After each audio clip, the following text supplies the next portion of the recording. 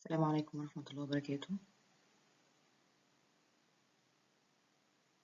I am Dr. Raga, anesthesiologist, State University Hospital and American Heart Association faculty.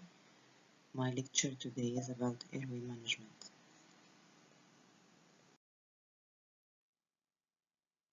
We have to revise together airway anatomy. Do you remember that upper airway consists of nose and mouth, pharynx, epiglottis, glottis, and lastly the larynx. At the level of the vocal cords, lower airway starts from trachea to bronchi, bronchioles, alveoli, lung tissue, lobes and lobules, and lastly. There are many maneuvers we use to open the airway, starting from head tilted to left. This is the main way, and if we suspect cervical spine injury as in trauma patient, we have to do jaw thrust. But remember, if jaw thrust failed to open the airway, we have to do head tilted to left with manual inline stabilization of the neck over the chest.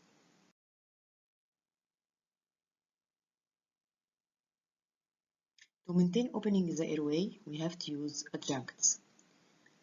The available adjuncts are oropharyngeal airway, nasopharyngeal airway, laryngeal mask airway, and lastly the endotracheal tube.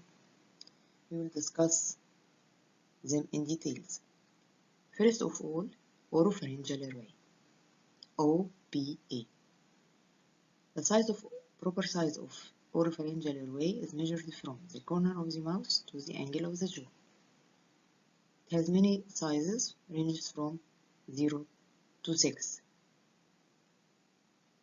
It holds the tongue away from the posterior pharynx but does not isolate the trachea. This is the proper size of the oropharyngeal airway from the corner of the mouth to the end of the jaw. This is how to insert the oropharyngeal airway. The oral airway is inserted with the curve towards the side or the upper part of the mouth. When we reach the junction between the hard palate and soft palate, it's rotated so that the curve of the airway matches the curve of the tongue.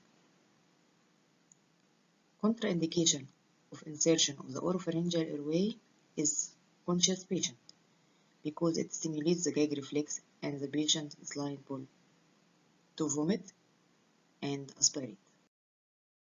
These are different sizes of oropharyngeal. This is how to insert the oropharyngeal airway.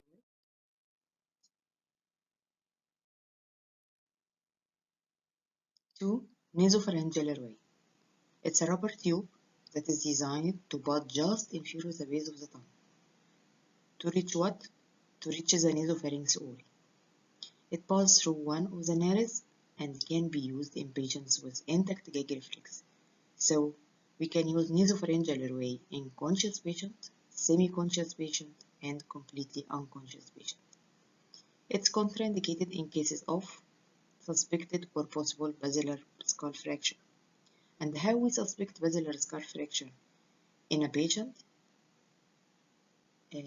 Many signs: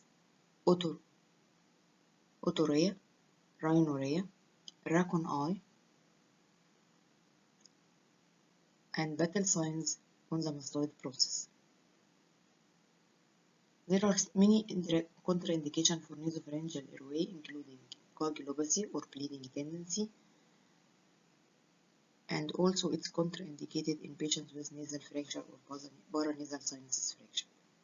How to measure the proper size of nasopharyngeal airway? It's measured from the tip of the nose to the corner of the patient's ear.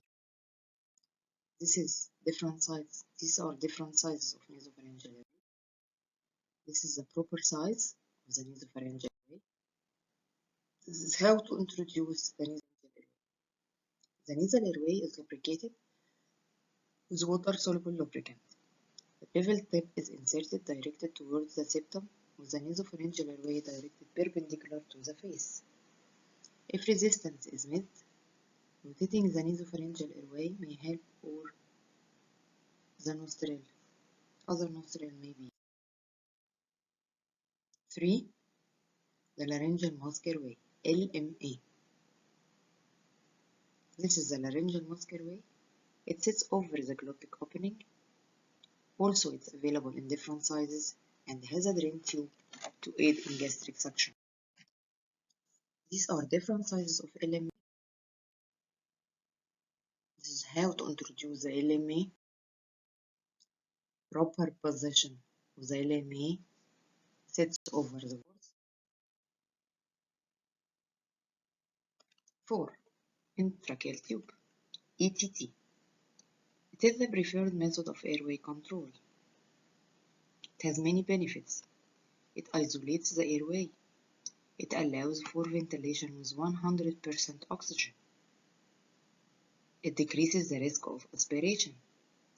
It facilitates deep tracheal suctioning, prevents gastric inflation during ventilation, and also it's used as an additional route for drug administration. This is the endotracheal tube composed of a tube, curved, with a cuff as the distal end. This cuff is attached with inflating tube, pilot balloon, and one-way valve. And the upper end or the proximal end is connected to the ventilator. These are different sizes of endotracheal.